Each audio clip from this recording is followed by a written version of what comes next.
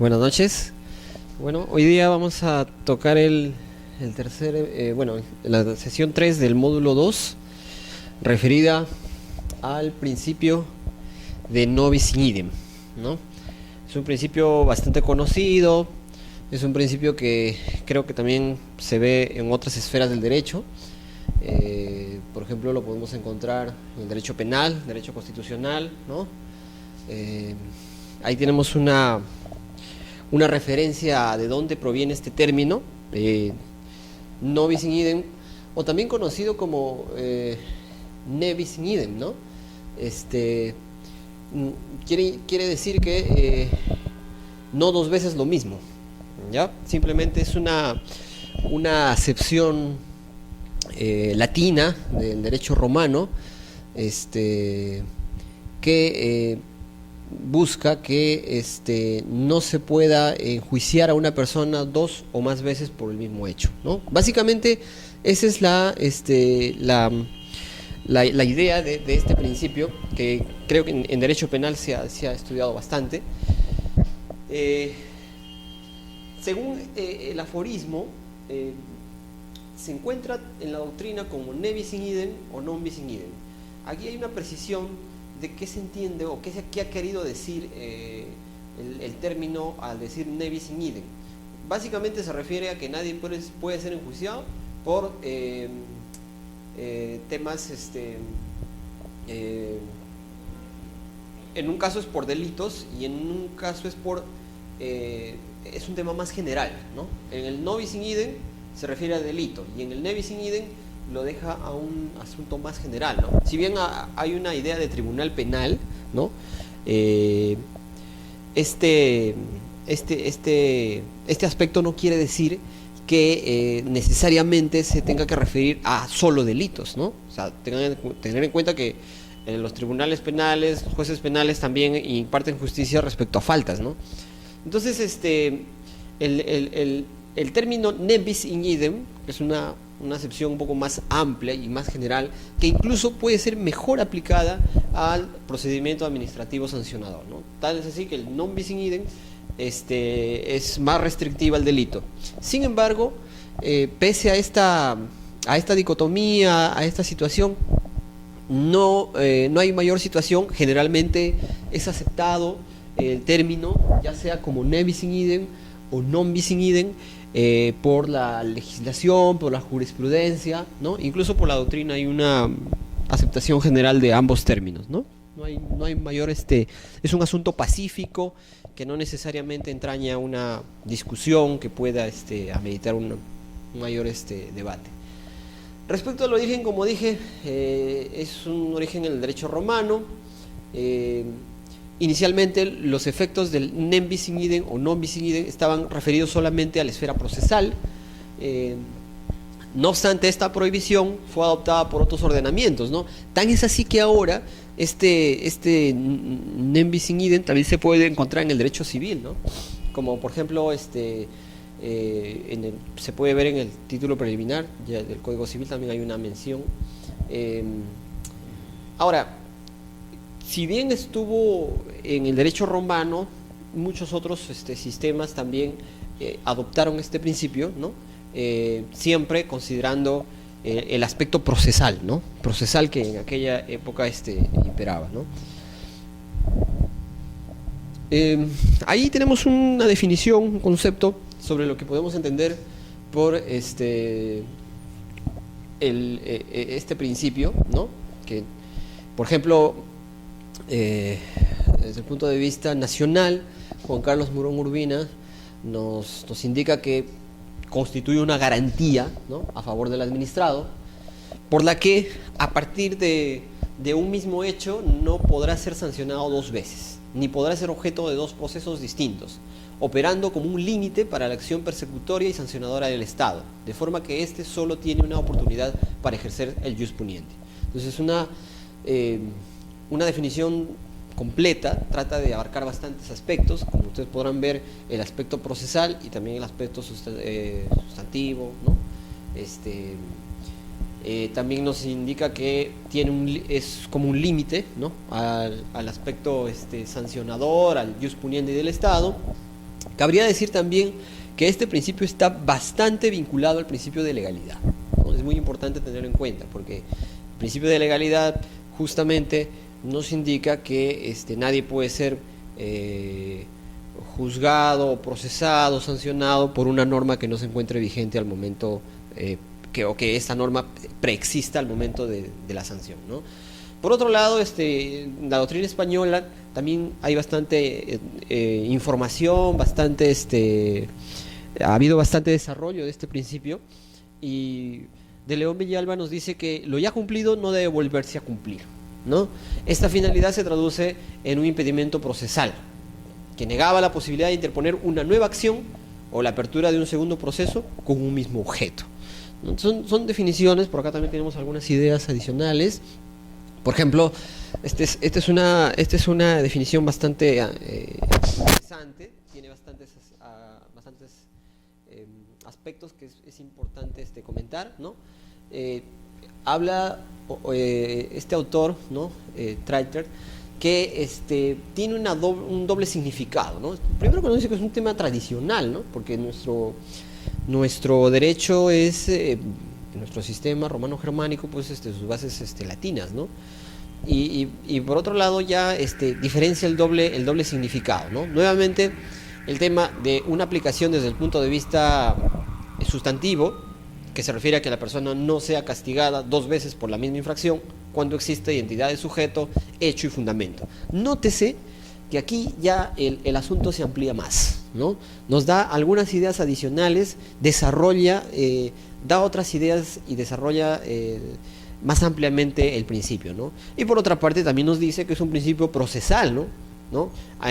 Por un lado es un principio sustantivo y por otro lado es un tema procesal, en virtud del cual un mismo hecho no puede ser objeto de dos procesos distintos, o si se quiere, no pueden darse en dos procedimientos con el mismo objeto, ¿no? Y nos indica nuevamente, al estilo en todo caso también de Morón Urbina, ¿no? Esta vertiente procesal impide no solo la dualidad de procedimientos administrativos, pueden ser dos, pueden ser más, ¿no? De carácter administrativo y penal. Cuando estudiábamos derecho penal, siempre y se nos hablaba de este principio, al menos no recuerdo que se haya dado esta situación de pensar en un procedimiento administrativo, ¿no? Y un proceso penal en los cuales confluya una situación de triple identidad. O sea, eso era prácticamente hasta hace algunos decenios no era tan imaginable, ¿no? Porque siempre, o al menos desde hace mucho tiempo, quien predominaba siempre había sido el derecho penal, ¿no? O sea, este tema del procedimiento sancionador de alguna forma ha ido cobrando vigencia recientemente, ¿no? Tan es así que, por ejemplo, en España,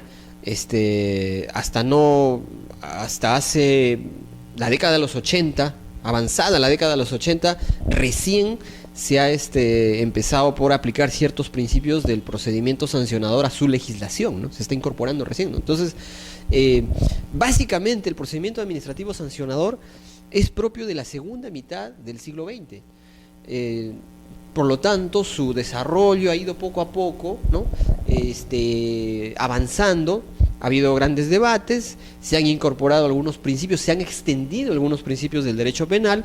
Por lo tanto, inicialmente no era muy pensable, no era muy frecuente pensar que podría haber una situación de non bis in idem o ne bis in idem respecto a un procedimiento administrativo y un proceso penal.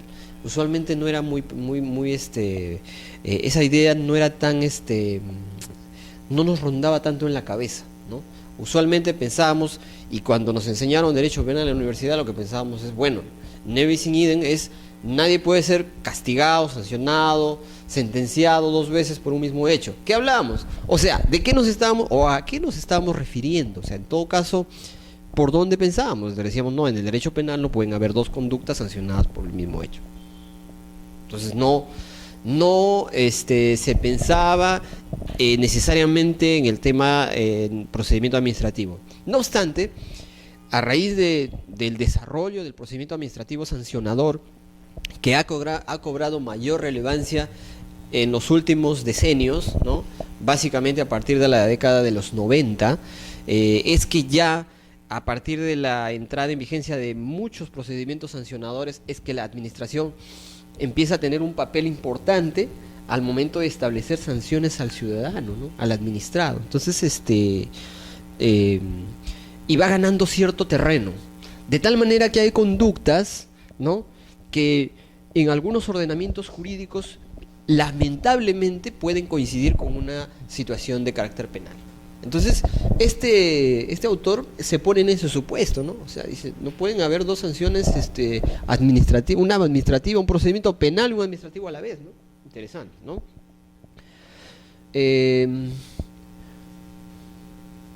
Y también nos habla de la situación de litispendencia y la cosa juzgada, ¿no?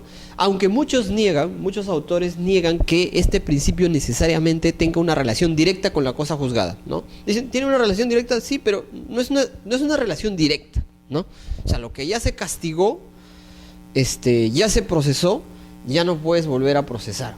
Entonces, desde ese punto de vista, tengamos en cuenta que ahí se tiene que hablar de cosa juzgada, ¿no? Eso es lo que nos dice un sector de la doctrina. No obstante, muchos tratadistas también indican que no necesariamente puede haber cosa juzgada, porque de repente el procedimiento está recién en trámite y no puede haber dos procesos que caminen juntos, en todo caso, y por la misma materia, por los mismos hechos, ¿no?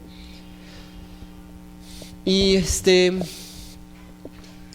es importante tenerlo en cuenta, ¿no? La aplicación de este principio presupone la concurrencia de dos o más situaciones punitivas, efectivas, diferentes, conducentes a la imposición de una sanción.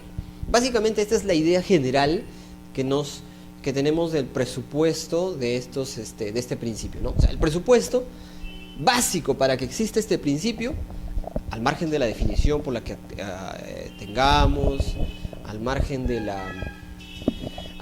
la posición doctrinaria, al margen de ello es que exista una concurrencia de dos o más situaciones punitivas que busquen una sanción y que revistan diversas modalidades como la multa, decomiso, inhabilitación, ¿no? Acuérdense que en el derecho administrativo las sanciones, en todo caso los castigos, pasan muchas veces por ser multas, decomisos, inhabilitación, suspensión, ¿no?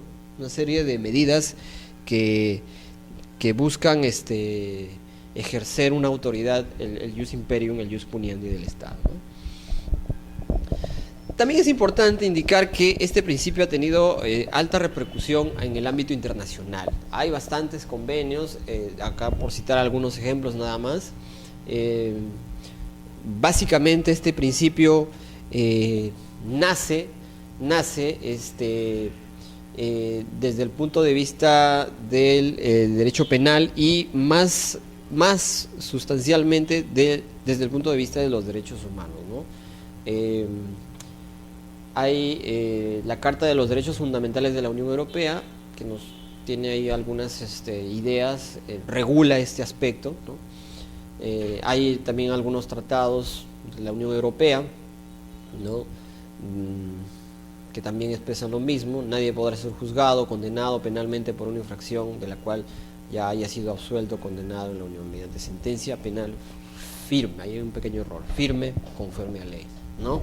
Entonces ahí hay alguna regulación internacional que básicamente se aplican los países dependiendo de la zona, dependiendo del bloque, ¿no? Hay un pacto internacional de derechos civiles y políticos también de Nueva York, de 1966, también establece lo mismo. Nótese que va desde un punto de vista penal, ¿no?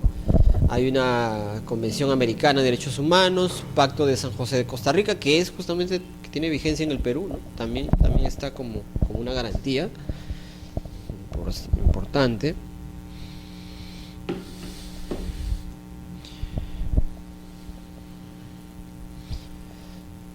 A nivel nacional, creo que ya cuando se estudió Derecho Constitucional, cuando se ha visto algunos aspectos desde el punto de vista constitucional, también se ha visto este tema. Nuevamente debemos decir que es tratado desde un punto de vista básicamente penal, ¿no?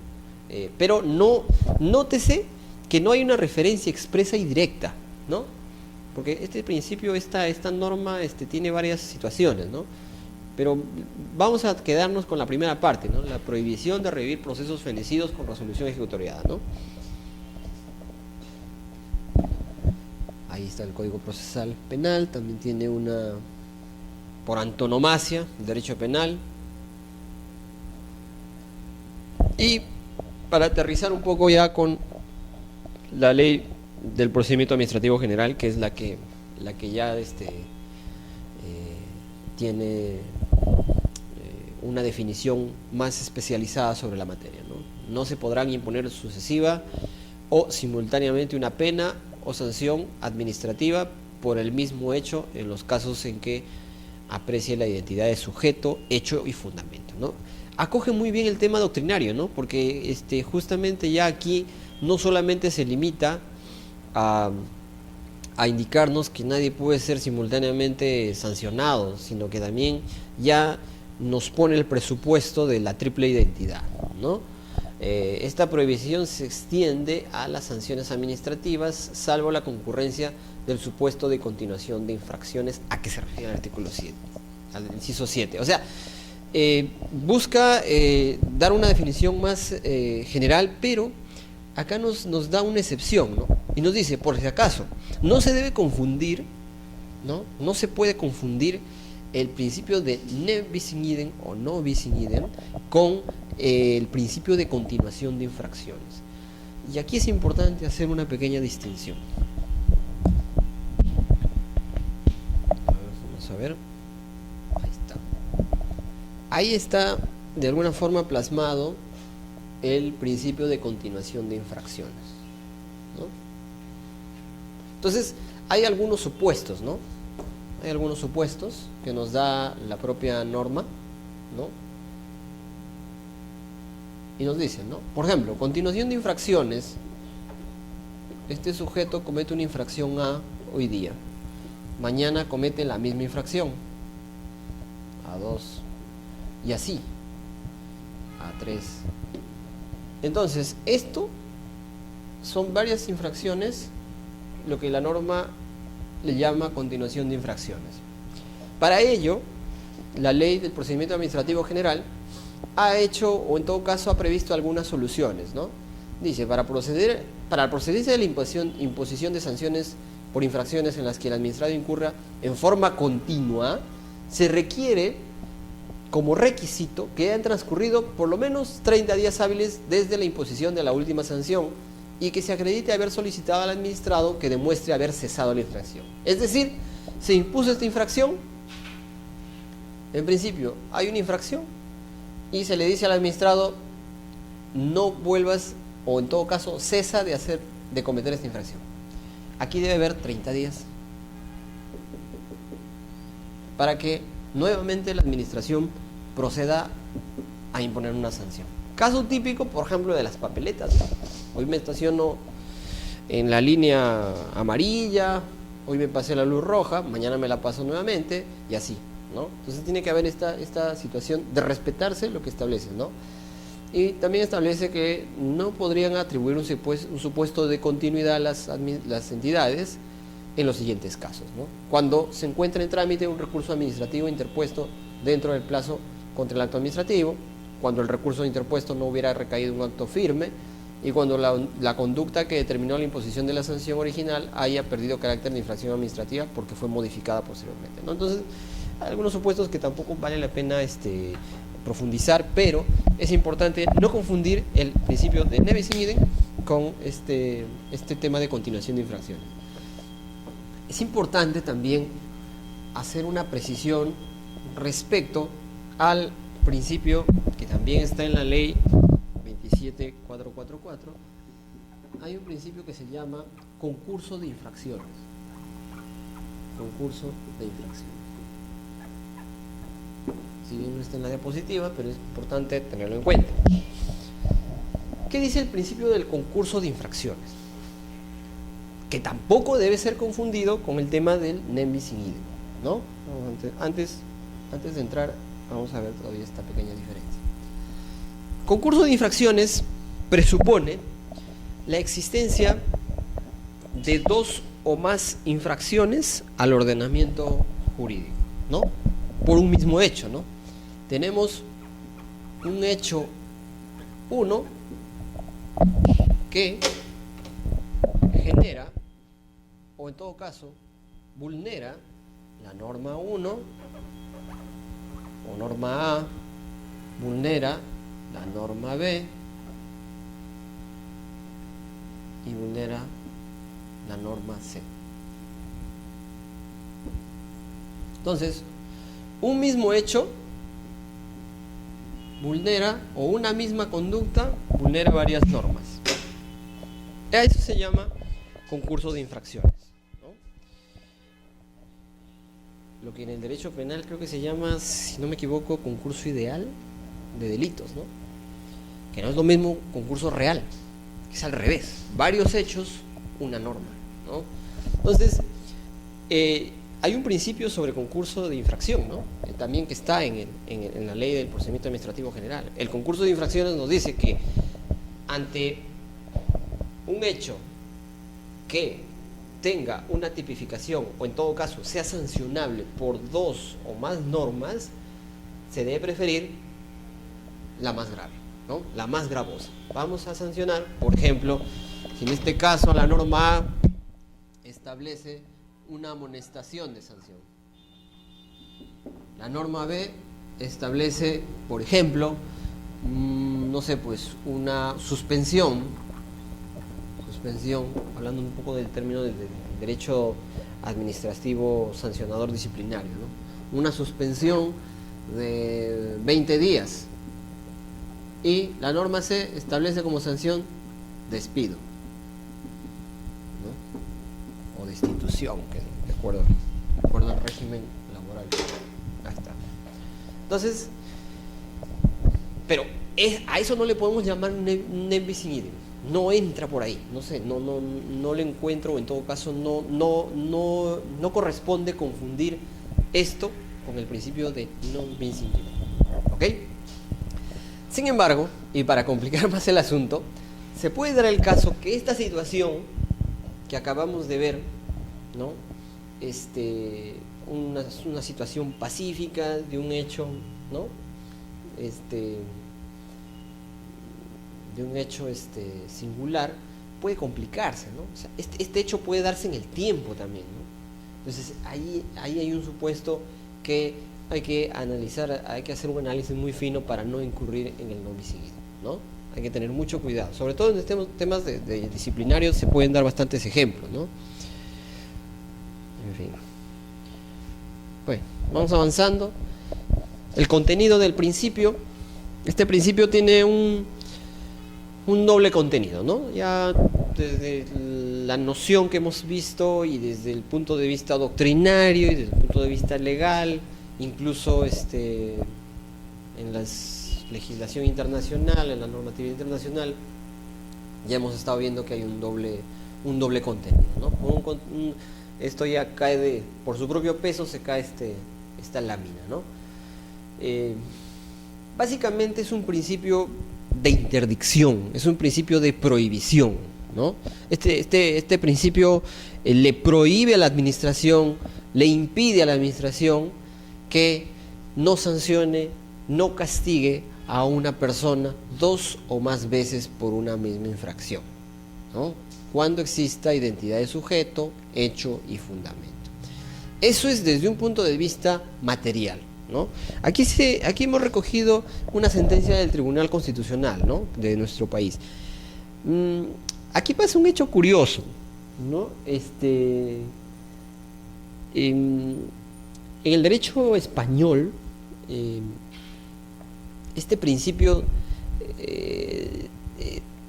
no es que, a ver, nosotros tenemos la ley 27444 que es del 2001.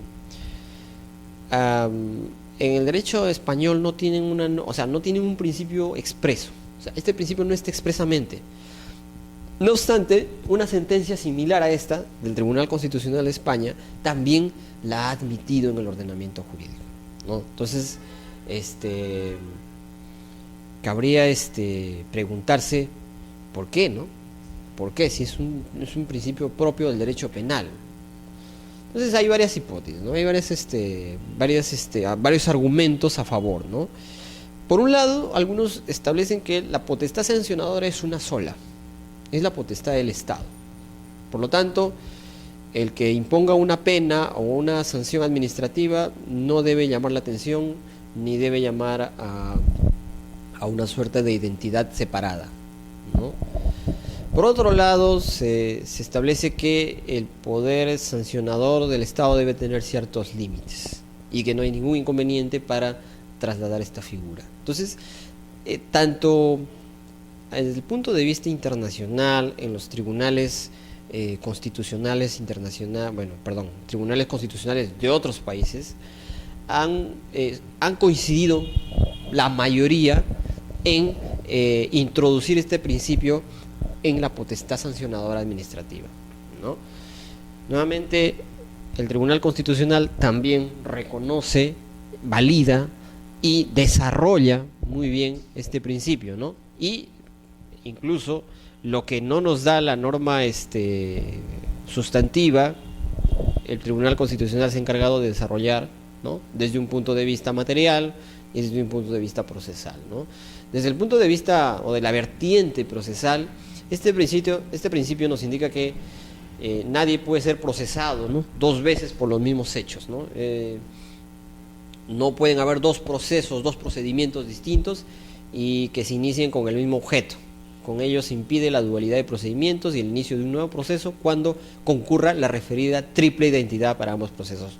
Nótese que el Tribunal Constitucional, al indicar que en todo caso se impide la dualidad de procesos o el inicio de uno nuevo, básicamente no se está quedando en el tema de la cosa juzgada, ¿no? Porque la cosa juzgada es un tema, además de ser un tema netamente judicial, que no se aplica necesariamente o no es parte del procedimiento administrativo, no entraría a tallar en este tema, ¿no? Porque básicamente no puede existir dualidad de procedimientos incluso en trámite, ¿no?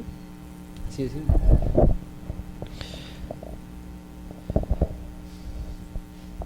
Ahí nuevamente hacemos una explicación de este doble contenido del principio Nevis in idem, ¿no? Una vertiente material, nadie se puede ser castigado dos veces por un mismo hecho, hay una prohibición de imponer sanciones por el mismo sujeto, por una misma infracción, pues se considera eso un exceso, ¿no?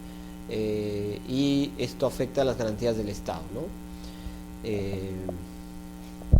Obviamente ahí tenemos una idea. Respecto al punto de vista procesal, hay algo parecido, ¿no? Nadie puede ser juzgado dos veces por los mismos hechos, no pueden haber procedimientos distintos. Si se quiere que se inicien dos procesos con el mismo objeto, se prohíbe la dualidad de procedimientos, ya lo hemos dicho, por ejemplo, uno de orden administrativo y uno... Esta situación, como les decía, se ha extendido por la situación de el desarrollo del procedimiento administrativo sancionador actualmente, ¿no? Antes no se podría necesariamente hablar de esta dualidad. Pero ¿qué pasa en un caso? ¿Qué pasa si existiera un caso en el que tuviéramos un procedimiento administrativo y un procedimiento penal? Imaginemos, un particular, un administrado, es detectado por la administración, o quizás, me pongo en un supuesto en el que hay un operativo en el que se detecta ciertas infracciones administrativas que también constituyen delitos. ¿Qué prima ahí? ¿Cómo se resolvería ese asunto? ¿Cómo se aplica ahí? ¿Alguna idea?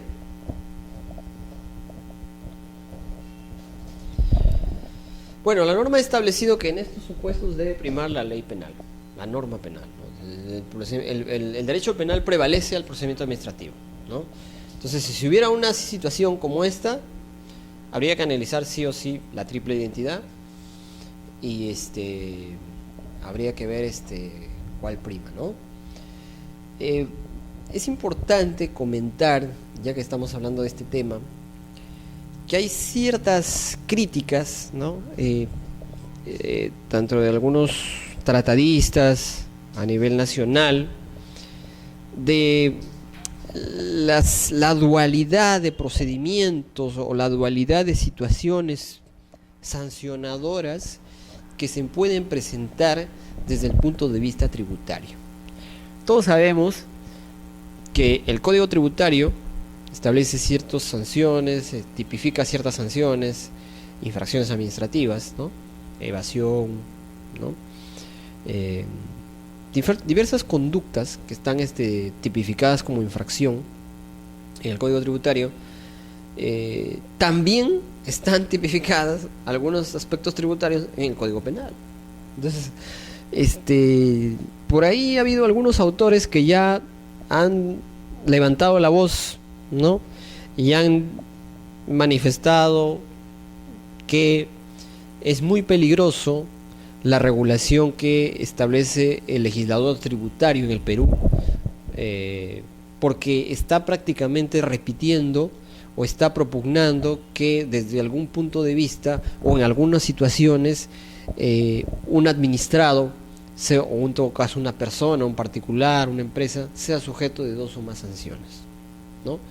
Podría verse en una situación desde el punto de vista tributario, ¿no? Afectado desde el punto de vista administrativo tributario, como afectado desde un punto de vista penal tributario. Entonces, para ponerlo como un ejemplo, ¿no? Es el supuesto en el que, por ejemplo, existe una situación o un hecho infractor que por un lado tenemos a la SUNAT, que ejerce potestad sancionadora tributaria, y por otro lado tenemos al Poder Judicial, juez penal, que establece también, juez penal, que también podría estar ejerciendo la misma potestad tributaria sobre el mismo sujeto. Se ha criticado bastante, no tengo ahorita en mente el artículo, pero ahí hay cierta literatura referida a poner este asunto en el tapete, ¿no? Que el Código Tributario como que prácticamente se aleja mucho del principio del non bis in idem, porque tipifica ciertas conductas que tienen mucha incidencia o relevancia o tienen cabida en el ámbito penal. Entonces se critica mucho ese tema porque básicamente es una infracción a este principio, ¿no? Entonces ahí hay, por ejemplo, un ejemplo interesante de cómo se puede manejar este aspecto, ¿no? Y así hay muchos ejemplos, ¿eh? Así hay muchos ejemplos.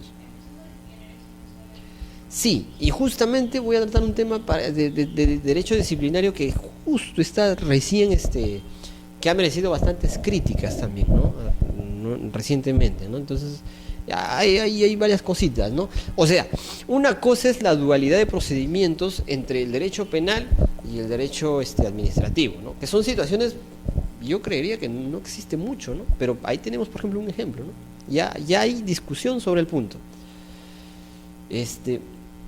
Básicamente la crítica que se hace es que el Código Tributario es el que está desarrollando muchos tipos o muchas infracciones, desarrollando muchas situaciones infractoras que ya están contempladas en el Código Penal. Entonces, y ahí también podemos entrar a discutir si es que hay triple identidad, ¿no? Es una línea muy delgada quizá ese análisis. Por eso nuevamente hay que hacer un análisis muy concienciudo, muy fino, para ver hasta qué punto podría darse esta situación de afectarse el principio de non bis in idem y por tanto se estaría afectando una garantía constitucional del administrado, ¿no? Entonces quizá ahí bueno, el abogado, el asesor de esta persona ya tendría que ver la forma de evitar que esta situación afecte a su patrocinado, ¿no? Ya hay situaciones de acciones de garantía, qué sé yo, ¿no? Entonces, también nos indica que desde el punto de vista procesal no se puede iniciar un nuevo procedimiento en órdenes jurídicos distintos, ¿no? Por ejemplo, dentro de un mismo ordenamiento jurídico administrativo, dos de la misma naturaleza. ¿Me explico? Tenemos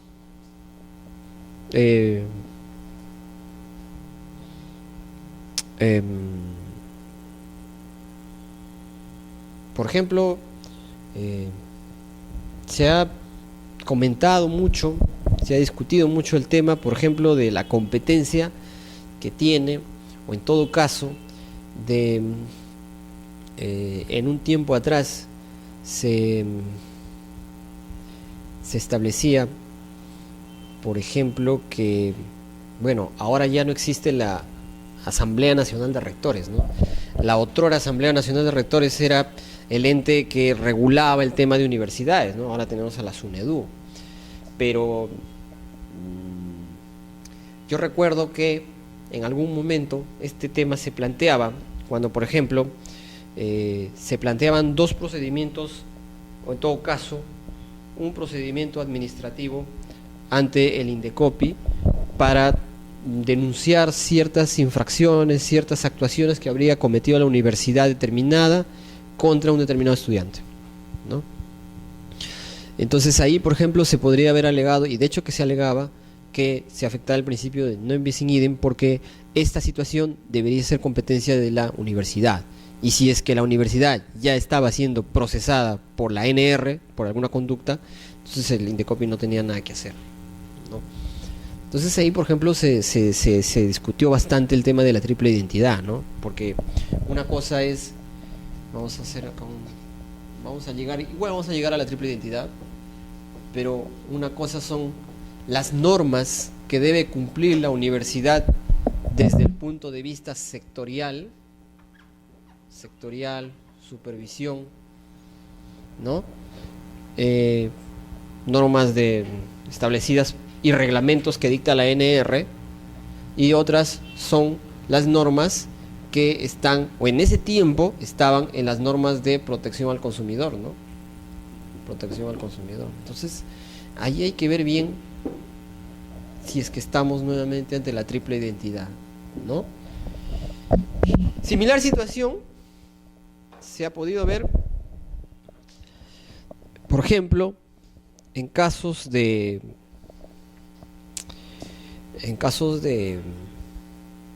seguros, ¿no? Alguna vez la Superintendencia de Banca y Seguros ha intervenido a una entidad aseguradora, ¿no? En una de sus funciones de supervisión que tiene la SBS, y ha impuesto sanciones, ¿no? Tanto a una empresa, puede ser a una aseguradora, también a un banco, ¿no? Y también el INDECOPI sanciona a estas empresas, ¿no? Desde un punto de vista de tutela del consumidor. Entonces ahí también alguna vez se ha invocado este principio, ¿no? No obstante, nuevamente tendríamos que ver cuál es el fundamento para sancionar, ¿no? Ya lo vamos a ver cuando veamos el tema de la triple identidad, ¿no? Aquí están los supuestos, ¿no? Tenemos aquí, en principio, antes de entrar en materia de la triple identidad, algunos supuestos, ¿no? Y estos justamente los ejemplos que estoy poniendo, ¿no? Acumulación de procedimientos dentro de una entidad estatal, ¿no? Ese es un supuesto. Acumulación de procedimientos en cualquier entidad pública. Vamos a dar algunos ejemplos. Acumulación de procesos, ahí corregiré ese asunto, procedimientos en sede administrativa y en sede judicial. Bueno, han querido decir procesos para... Respecto a esto, podemos decir que dice, ¿no? Ya se procesó al infractor. Ejemplo, cuando una entidad pública pretende reabrir un proceso, aplicar una segunda sanción por estimar que la primera sanción que se impuso es benigna. Esta situación, aunque no lo crean, se da, ¿no? Lamentablemente se da, suele suceder, y bueno, estamos en el Perú y es una situación que lamentablemente se da. Vamos a suponer no voy a citar a ninguna entidad en particular, porque puedo herir susceptibilidades, pero voy a poner un ejemplo que se ha dado en la realidad. Y es el siguiente. Sujeto A comete una infracción, ¿no? Infracción. De repente está usando su computadora, ¿no? Una computadora que le han asignado en su centro de trabajo. Viene el supervisor, el auditor, y de pronto lo encuentran utilizando la computadora para hacer, no sé, pues, entrando a páginas que no tienen nada que ver con el centro laboral, ¿no? 3 horas.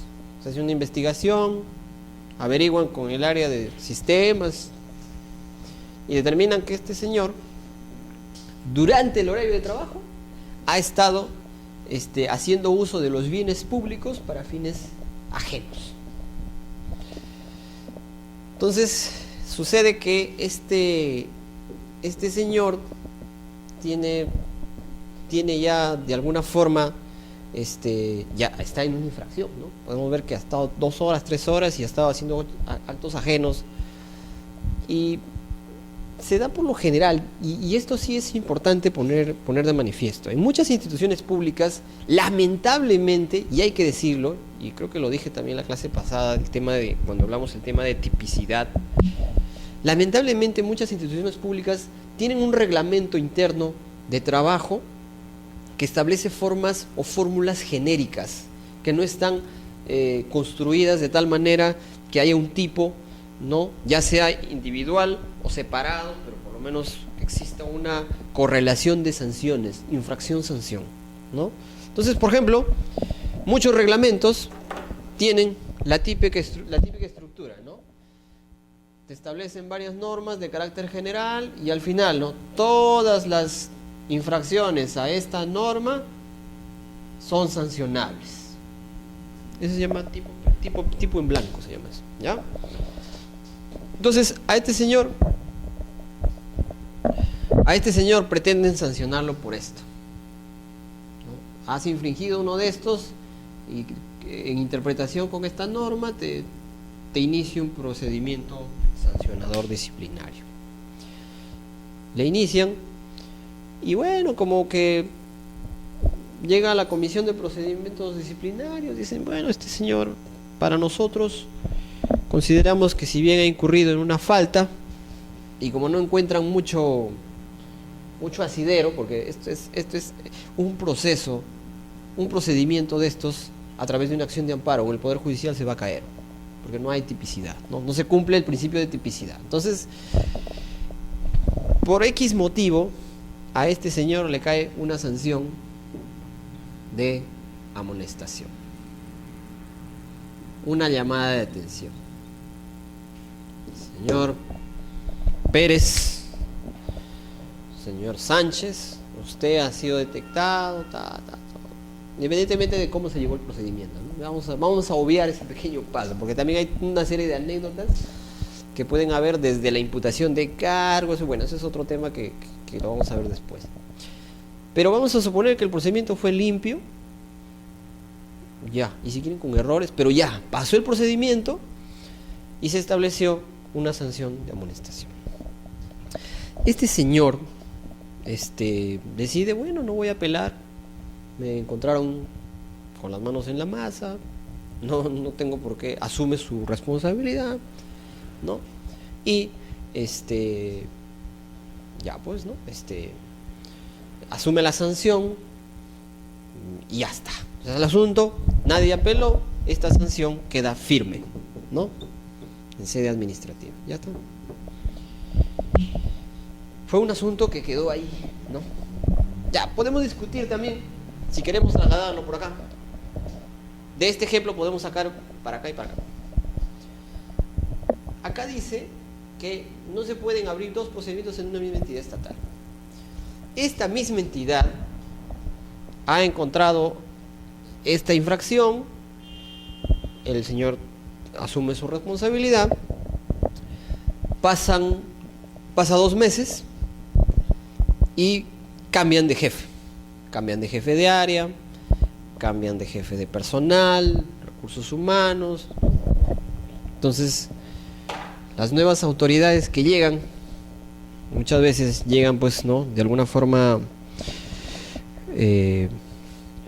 a veces los propósitos son, de alguna forma, hacer ciertas auditorías para ver cómo encuentro el área, ¿no? Qué cosas encuentro, qué cosas puedo encontrar para yo ponerlas en el tapete, ¿no? Por ejemplo, para no decirlo, el tema municipal, ¿no? Llega el nuevo alcalde, siempre revisa, ¿no? Nuevo director, qué sé yo. Y llega el nuevo director y por alguna razón quiere, ya sea porque quiere meter a su gente, o ya sea porque este trabajador no le cae, pues no me cae este tipo. Busca en los legajos y encuentra que este señor tiene una investigación, ha merecido ya, hace 2 meses atrás, ha estado sujeto a una investigación. Y como si hubiera descubierto la pólvora, dice, ahí está. Este señor le pusieron una amonestación. Entonces, y acá hay un problema. Yo no puedo tener un trabajador de esta naturaleza. A este señor hay que sancionarlo. Si es posible, hay que despedirlo. Porque esto es utilizar recursos públicos para fines. Eso, señor, es un delito. Es más, es que depende cómo lo miren, ¿no? O sea, puede ser que alguno piense que esto es un delito y lo lleve al Poder Judicial también, ¿no? Porque ahí podríamos encuadrar quizá en un delito, ¿cómo se llama este delito? De malversación de fondos, ¿no? Hay varias figuras, ¿no? Aprovechamiento indebido. Entonces esto se prestaría para llevarlo al Poder Judicial también, ¿no? Entonces este señor dice, bueno, esta sanción me parece muy benigna, no es posible, un señor muy cuadriculado, ¿no?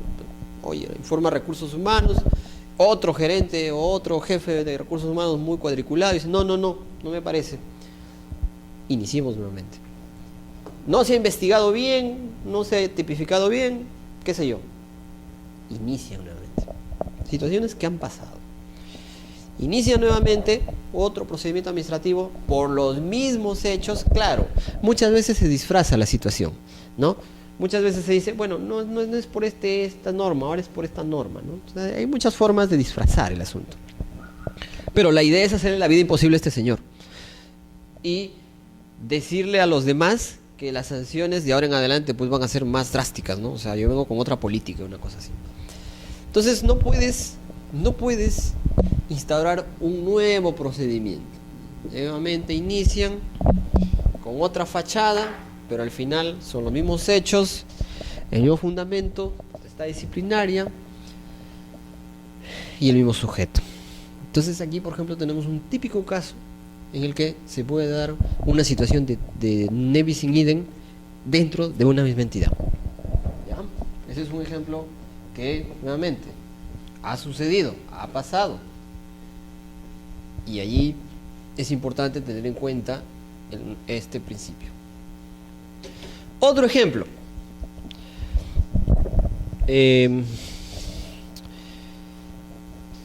Podría darse el caso que dentro de una misma entidad existan diversas subáreas, subórganos, ¿no? No sé, direcciones, y confluyan 2 procedimientos, ¿no? De diferente, en apariencia, de diferente estirpe, de diferente tipo, ¿no? Pero nuevamente tiene que existir la situación de la triple identidad, que es el requisito para que opere el ne bis in idem, ¿no? Me pongo en el caso, por ejemplo, de que también suele pasar. Denuncio ante la Comisión de Protección al Consumidor del Indecopi a una clínica por aunque ahora ya el tema de clínicas va a pasar a ser competencia de la SUNASA, ¿no? Para decir, no vamos a poner ese ejemplo entonces. Denuncio a un colegio porque trató mal a mi hijo, colegio particular, trató mal, no sé, hubo cobros indebidos, un tema de bullying, qué sé yo. Muchas situaciones que se pueden dar en el tema de consumo. El Indecopi resuelve, falla, qué sé yo, falla en mi contra, no resuelve, de repente puede ser que resuelve declarando infundada mi denuncia, no encuentro responsabilidad del colegio, pero yo por X motivo no apelé. No logré llegar a presentar el recurso de apelación. Entonces, como yo me quedo con esa cólera, nuevamente presento una denuncia, ¿no? Ante otro órgano resolutivo, ante otra comisión, qué sé yo, de protección al consumidor, porque Indecopi tiene comisiones de protección al consumidor en todo el país. Pretendo promover algo que ya se procesó, ¿no? Algo que ya se vio.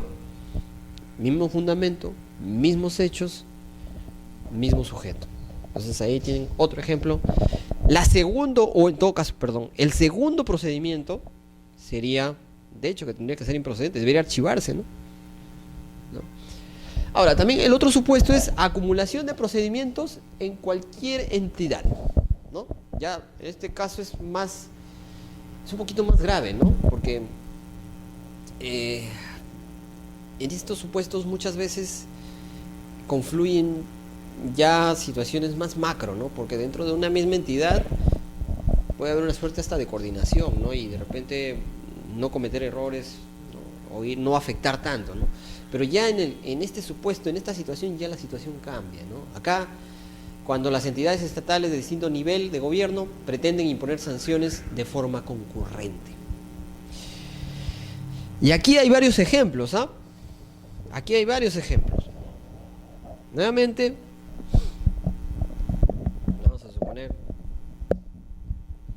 por ejemplo, una entidad que pretende sancionar a una empresa o a un sujeto por un determinado hecho, y otra entidad que también pretende hacerlo. Cuando hay esa situación hay que ver nuevamente el tema de la triple identidad. Siempre vamos a tener que tener eso. Pero el supuesto que se presenta aquí es, por ejemplo, el caso típico que, por ejemplo, Telefónica, una empresa dedicada al rubro de telecomunicaciones, pueda ser sometida a un procedimiento sancionador, por un lado, por el Ministerio de Transportes y Comunicaciones, y por otro lado, por OCIPTEL, ¿no? Entonces tenemos ahí dos supuestos que se podrían dar, ¿no? De hecho, que ha habido casos, ¿no? Y nuevamente, hay que analizar la triple identidad. Aquí solamente estoy poniendo los supuestos, ¿no? Otro ejemplo que puede darse es, por ejemplo, y de hecho que también se ha dado bastante en anteriores oportunidades, el referido a la competencia, o en todo caso había un accidente de transporte, por ejemplo, ¿no? Un accidente de transporte en la carretera, un bus se accidenta, llega el Indecopi, toma conocimiento del asunto, inicia un procedimiento sancionador a la empresa. Antes llegaba el Ministerio de Transportes también, ¿no? Siempre es la situación, ¿no? ¿Quién es competente? Primero, ¿quién es competente? Hay una suerte de triple identidad, hay una suerte de afectación al principio de Nevis in idem ahí. Interesante, ¿no?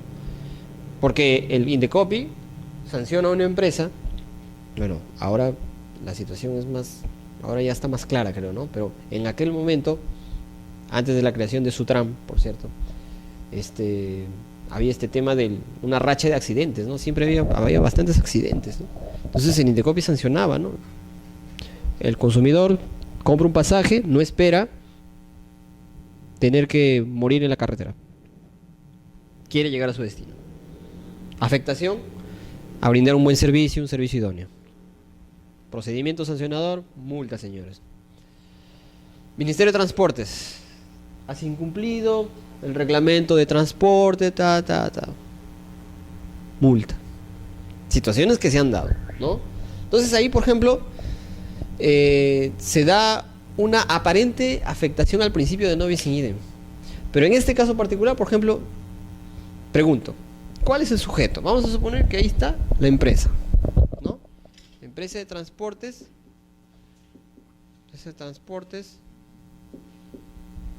no sé, cualquier empresa, comete una infracción.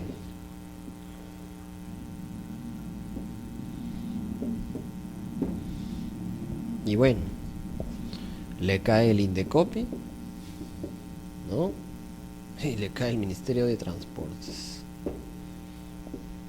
Podemos hablar de más ahí, pero no queremos complicar el asunto, ¿no? Entonces ahí hablamos de la misma empresa, es decir, el mismo sujeto, el mismo hecho. Por ejemplo, en este caso del accidente, vamos a actualizarlo un poquito, ¿ya? Para no quedarnos en el pasado.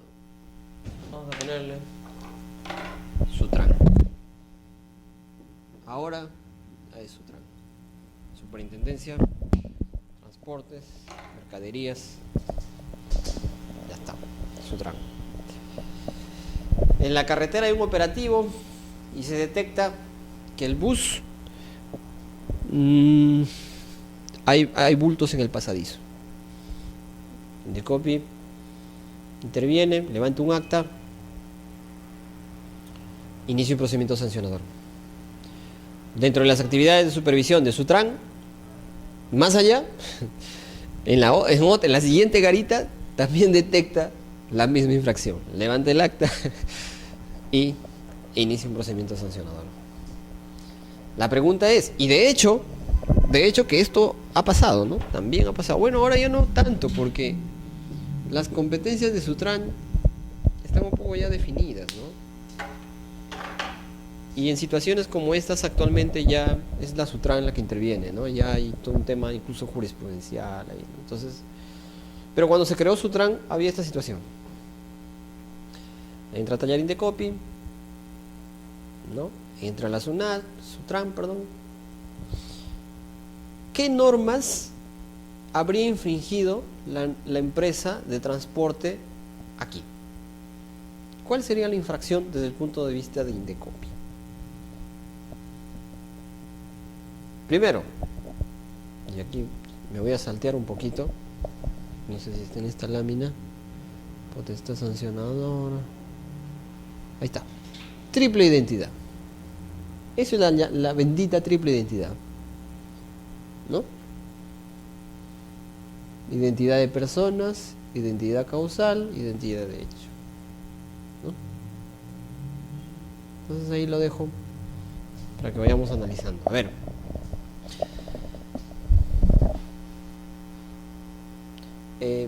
lo voy a dejar ahí para analizarlo conjuntamente con la triple identidad, ¿ya? Ahí está, por ejemplo, el ejemplo planteado en la segunda situación. Ahora, ¿qué pasaría si no se ponen de acuerdo las dos entidades? ¿Qué hacemos? Aparte que tenemos el principio hay situaciones en las que cuando hay una situación de conflictos de competencia, ¿no?, entre entidades de la administración pública, en este caso sería un conflicto positivo, ¿no? Esta contienda la resuelve la PCM, ¿ya? La casa. El otro supuesto es acumulación de procesos en sede administrativa y judicial. Bueno, aquí también ya hace rato dimos un ejemplo, pero podemos dar uno más. Caso típico de la justicia penal militar versus derecho penal. Entonces aquí, por ejemplo, ha habido casos en que una misma persona ha sido sometido a un procedimiento, o ha sido sometida, perdón, a un procedimiento administrativo en un procedimiento militar, ¿no? La justicia penal militar, es administrativa. Varios. Ha habido varios casos. A veces por el mismo hecho también asumía competencia el Poder Judicial. Nuevamente, la doctrina nos da la respuesta, ¿no? ¿Quién predomina? Derecho penal. Ya también el Tribunal Constitucional ha resuelto casos de estos, ¿no? Aquí hay un caso especial que justamente aquí está, justo ahí está citado, ¿no? Justo este es el caso, ¿no? Nos da en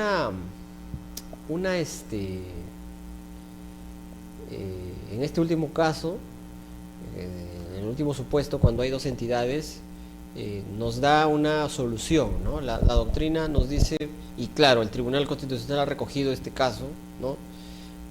Una potestad disciplinaria del fuero militar, fuero penal, este es un miembro de la PNP, y estableció que el procedimiento administrativo debería suspenderse y el órgano administrativo se sujetará a lo que resuelva la sede judicial. Creo que ahí me parece que hay un error. No debe suspenderse, debe archivarse. Porque finalmente, ¿qué pasaría? ¿Qué pasaría si el Poder Judicial no encuentra responsabilidad? No quiere, bueno, como tú no encontraste, juez, yo sigo, ¿no? O sea, eso es un poco ilógico, ¿no? Entonces, aquí el término suspensión me parece que está de más. De mi criterio debería, acá creo que el Tribunal Constitucional quiso decir archivar. Porque incluso después nos da la razón, ¿no? Se sujetará a lo que resuelve en ejecución. O sea, si se archiva, me sujeto a lo que archive el Poder Judicial. Si sanciona, me sujeto a lo que diga el juez. O sea, yo no tengo por qué yo tengo que archivar ese asunto, ¿no? Y aquí, ahí está el ejemplo que yo comentaba, ¿no? Justicia, Código de Justicia Militar, un tema, ¿no?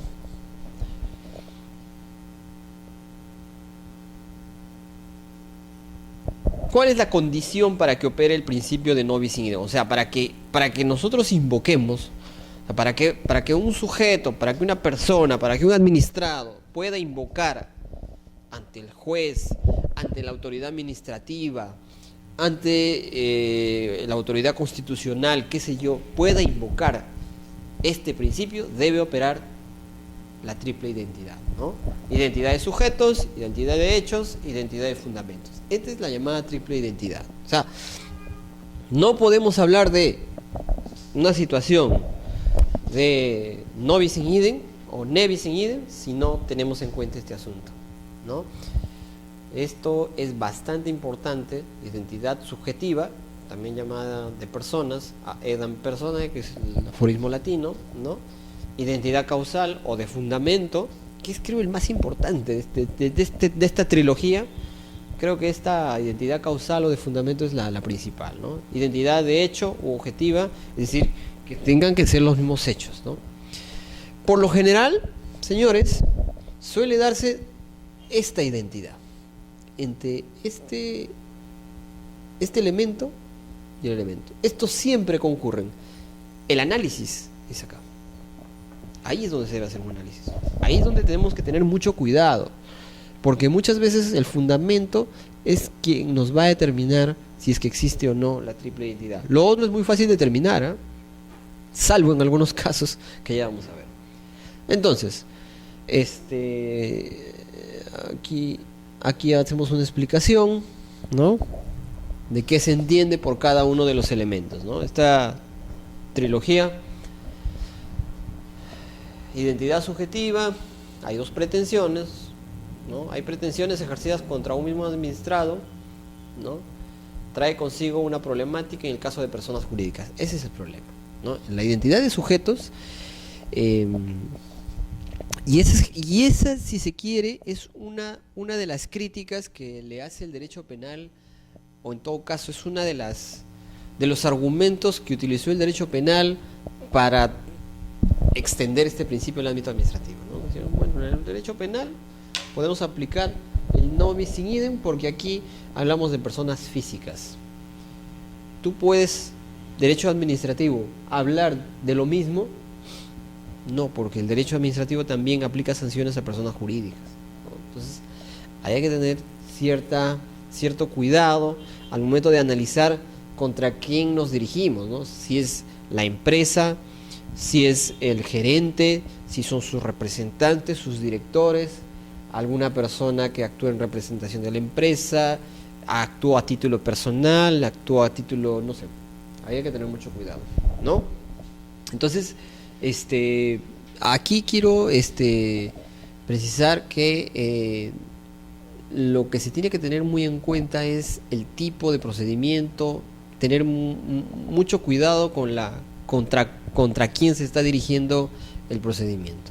Es lo mismo que se siga un procedimiento contra el gerente porque hizo algún acto a título personal, o contra el gerente porque hizo un acto en representación de la empresa, ¿no? Entonces, hay un tema que se tiene que tener mucho cuidado. Identidad de hecho u objetiva, que es cuando las pretensiones punitivas se sustentan en las mismas situaciones fácticas, nada más fácil de determinar, nada más sencillo de determinar, ¿no? Conductas, hechos que debe ser la misma en tanto la primera como en la segunda pretensión punitiva. O sea, el primer procedimiento debe tratar sobre lo mismo, el segundo procedimiento también debe tener como sustento fáctico el mismo hecho o conducta.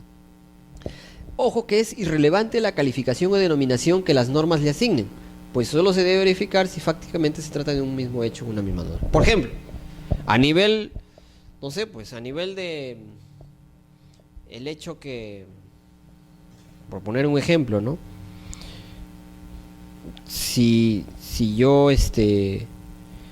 vendo un producto defectuoso en el mercado, soy una empresa que se dedica a vender electrodomésticos, o vendo un vehículo defectuoso, eso desde el punto de vista administrativo del consumidor se llama una afectación al principio de idoneidad. Pero quizá puede haber otro ordenamiento jurídico que le llame de otra manera, pero finalmente el hecho es el mismo, ¿no? El nomen juris, como dice Moro Urbina, no tiene nada que ver aquí. Identidad causal o fundamento, que es lo que se llama la edem causa pretendi, ¿no? Para ello se debe comprobarse si las causas en las que se sustentan las pretensiones punitivas son las mismas, es decir, si coinciden exactamente los bienes jurídicos protegidos y los intereses tutelados por las normas distintas, las normas sancionadoras, ¿ya? Aquí hay que tener muy en cuenta esto último, ¿no? El bien jurídico protegido y las normas, ¿no? Los intereses en juego, ¿no? Bueno, antes de terminar, quería aplicar, bueno, en todo caso quería indicar algunos ejemplos, ¿no? El ejemplo, vamos a analizar, quedaba pendiente el análisis de ¿no? Entonces ahí, por ejemplo, inicialmente el asunto era un poco problemático, ¿no? El asunto tenía ciertas situaciones que aparentemente mostraban que había una afectación al principio de indivisibilidad. Nuevamente hago la pregunta, ¿no? Si encontraba bultos en el pasadizo, la autoridad, sea Sutran o sea Indecopi, primero, estamos hablando de un mismo hecho, ¿no? El bus va por la carretera, llega a Ancón, interviene Indecopi, levanta el acta, encuentra no sé, pues bultos en el pasadizo, no hay chofer de retén, encuentra que no sé, algunas irregularidades que afectan al consumidor. Levanta un acta, el bus sigue y el próximo peaje, Sutran, encuentra eso y más. Porque Sutran incluso te mide la cocada de la llanta y todo el tema, ¿no? Entonces, creo que incluso más especializado, pues, ¿no? Sutran es un organismo técnico mucho más especializado para el tema de transporte. Pero en ese documento, en esa acta que ha levantado, también encuentra el tema de bultos en el pasadizo, pasajeros parados, qué sé yo, y el tema de falta de chofer de retén. ¿Estamos de acuerdo o no estamos de acuerdo que se tratan del mismo hecho? Es el mismo hecho. Ahora, ¿es el mismo sujeto? Es el mismo sujeto, ¿no? Estamos hablando mismo hecho, mismo sujeto. Pero es la misma causa pretendi.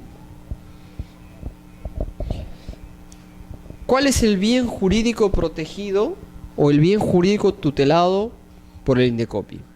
¿Qué es lo que busca proteger el Indecopi? El interés de los consumidores, ¿no?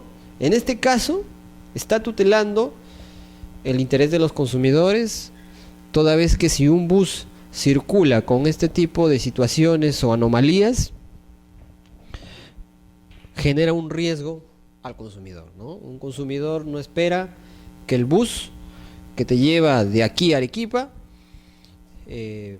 tenga, no sé, pues bultos en el pasadizo, porque de repente en un accidente, en un choque, los bultos te vienen a la cara y te quedas aprisionado. Es un ejemplo. Tampoco espera, no, voy a dar muchas situaciones, ¿no?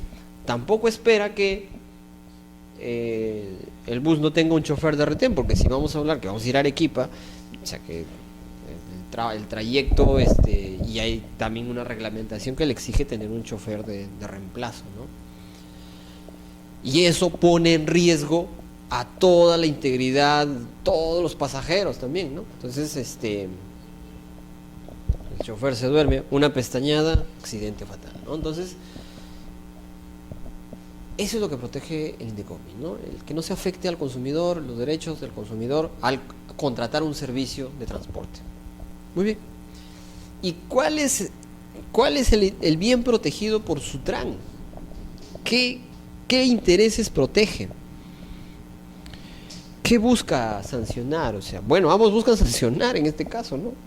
Pero ¿cuál es el fundamento que tiene Sutran para aplicar medidas complementarias, sanciones en este caso particular? ¿Una idea? ¿También los consumidores? En principio, aquí vamos a analizar, comenzamos por analizar, aquí hay dos niveles de análisis, ¿ya? En este tema de la causa pretendi, hay dos niveles de análisis. Primero, si es la misma norma. Primero. Y segundo, ya a un tema más axiológico, más general, el bien jurídico. Bueno, muchas veces este tema del bien jurídico está dentro de la norma, ¿no? Muchas veces ya se dice dentro de la norma, ¿no? Pero también muchas veces, como dije hace un momento, la norma le puede dar un nomen juris distinto. O sea, no importa mucho lo que la norma diga, sino el bien jurídico que está protegiéndose, ¿no? Pero vamos a suponer acá, ¿cuál es la norma que está vulnerando ante Indecopi? Código de Protección y Defensa del Consumidor, ¿no? Código de Protección y Defensa del Consumidor. ¿Y cuál es la norma que va a aplicar Sutran? El Reglamento Nacional de Transporte Terrestre y Mercaderías de Personas. Normas sectoriales que busca supervisar, ¿no? Que supervisa y fiscaliza, supervisa y fiscaliza el cumplimiento de Sutran, ¿no? Entonces Sutran no sanciona por infracción al Código de Protección al Consumidor. Sutran va a sancionar por las normas reglamentarias que establecen cómo funciona el sector transporte terrestre de personas y mercaderías a nivel nacional, temas incluso hasta de seguridad y todo. Entonces, veamos que por un lado el interés protegido es el de los consumidores en su esfera, o sea, el consumidor, vamos a suponer, quitarle la palabra consumidor, la persona en su calidad de consumidor al contratar o comprar un producto o un servicio en el mercado. Es una actuación distinta, es un desenvolvimiento de nosotros en una esfera totalmente distinta, ¿no? Lo otro es una actuación sectorial, ¿no?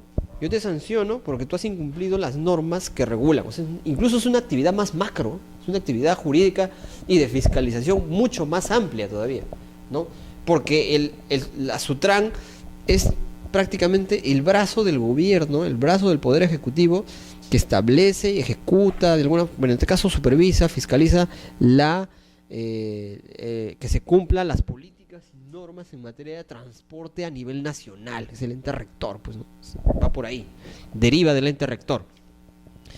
Entonces, es importante hacer esa diferencia. Entonces, pregunto, ¿habrá triple identidad ahí?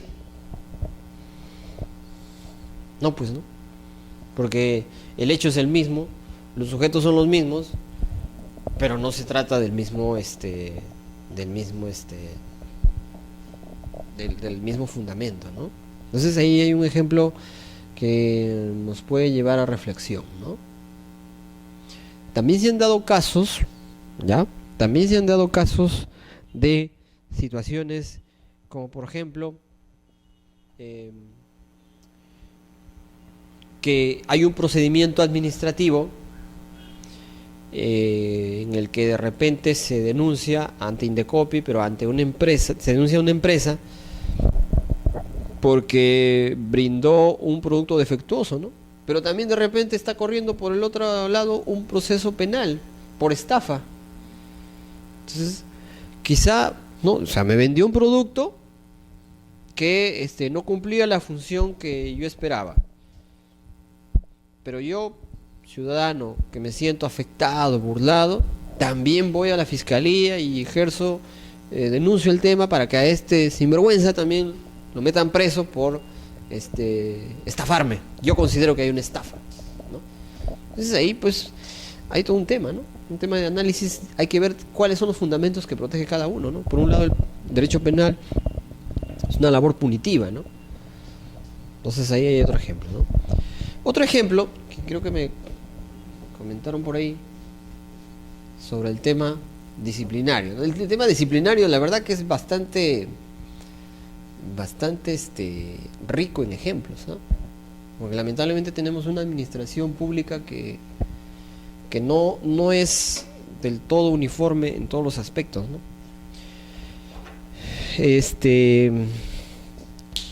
importante, ya que estamos hablando de la actividad disciplinaria del Estado, hacer un pequeño paréntesis ya para indicar que el procedimiento sancionador o potestad sancionadora del Estado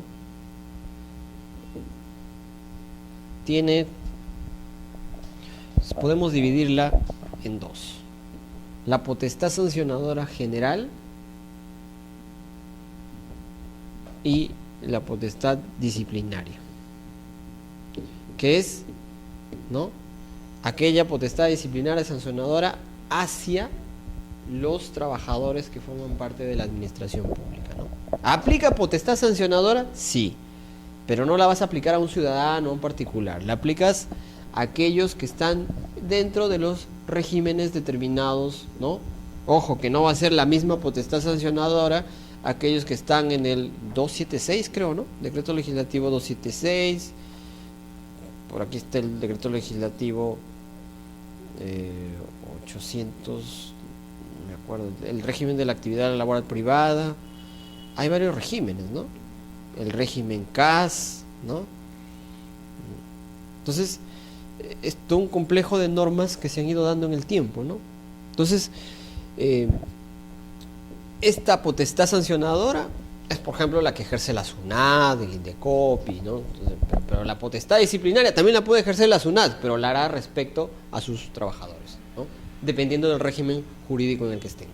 Ahora, es importante precisar, y aquí es donde viene el ejemplo, que esta potestad sancionadora actualmente está dividida en dos: la potestad sancionadora disciplinaria, que se establece para todos estos regímenes que acabo de mencionar.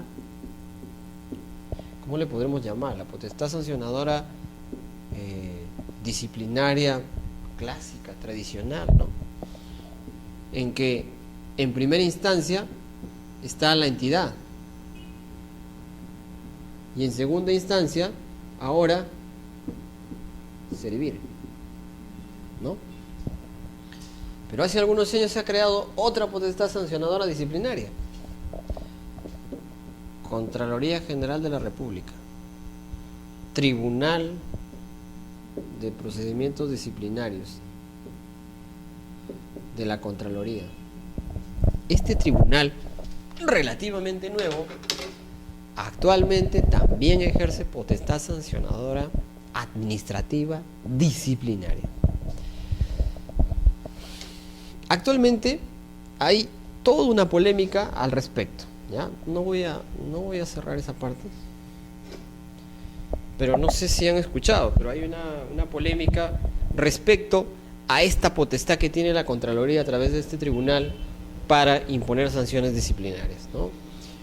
Hay un debate a nivel nacional que propugna lo siguiente: si yo cometí una infracción en mi centro, ojo, no está de más hacer la aclaración que la Contraloría va a ejercer potestad disciplinaria sobre cualquier funcionario del Estado, ¿no?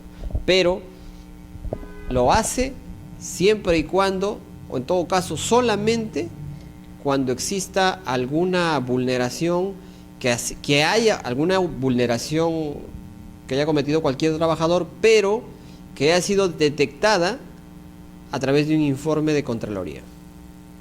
Ojo, esta es la diferencia con esto, ¿no? Aquí funciona la comisión de procedimientos disciplinarios que te investiga, te sanciona, te amonesta, qué sé yo. Si no estás de acuerdo, apelas y servir en segunda instancia va a determinar si confirma o no la sanción. Si servir no te convenció, te vas a la vía judicial, ¿no? Proceso contencioso administrativo. Pero aquí para que entren a tallar, o en todo caso, para que entre a tallar este tribunal de la Contraloría, tiene que existir previamente un informe del OSI, ¿no? Del OSI, de los órganos de la Contraloría. Entonces, esa es la diferencia. Pero se ha criticado esta situación, ¿no? Actualmente, como digo, hay un debate sobre el tema, porque se dice que si tú cometes una infracción, ¿no? Vamos a suponer, y esto también sucede, esto pasa muy a menudo, vamos a suponer que te encontraron durmiendo en horas de trabajo,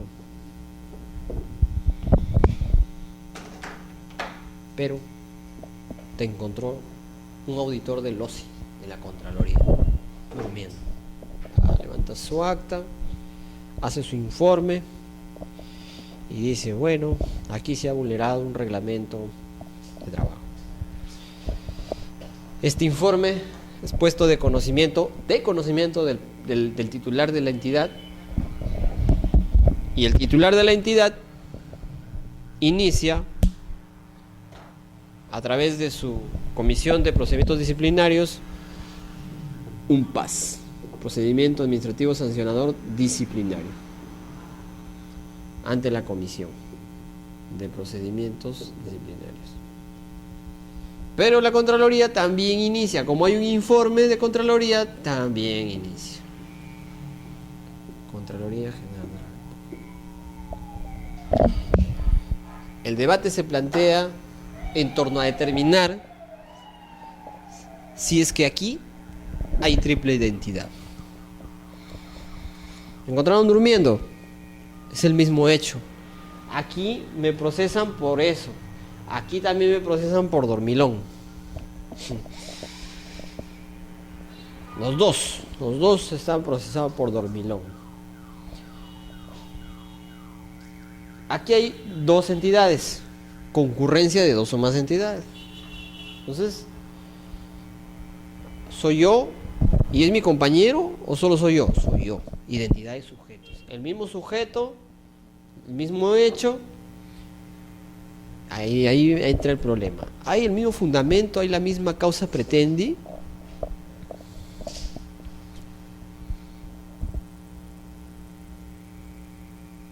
Ahí está el gran debate. Actualmente la posición doctrinaria nacional, mayoría, según lo que he podido escuchar, es que aquí sí hay una triple identidad. ¿Por qué? Porque el fundamento del procedimiento disciplinario ante la entidad es justamente ese, disciplinario. Y el fundamento de la Contraloría también es disciplinario. No deja de ser disciplinario. ¿Cuál es la diferencia? Que este ha surgido en base a un informe que hizo el auditor y no. Pero es una formalidad, es una situación a través de la cual se trasladan los hechos, pero no necesariamente indica que sea una parte esencial del procedimiento.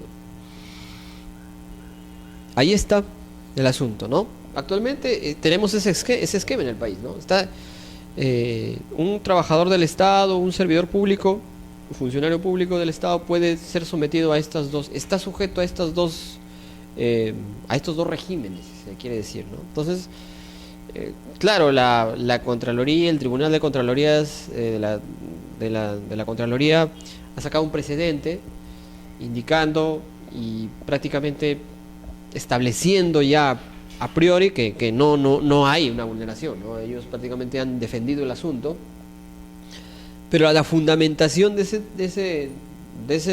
ese precedente se sustenta básicamente en aspectos de potestad disciplinaria, ¿no? Entonces, para el caso podría hacer lo mismo, ¿no? No sé, hay que estar a lo que surja, pero prácticamente actualmente hay esa situación, ¿no? Eso es un tema en debate, todavía no se ha zanjado el tema. Ha esto es reciente, no tiene más de 3 años, pero ahí se plantea una situación de triple identidad, ¿no? Bueno, no sé si hay alguna pregunta. Si no, daríamos por terminada esta sesión de nuestro diplomado. Muchas gracias.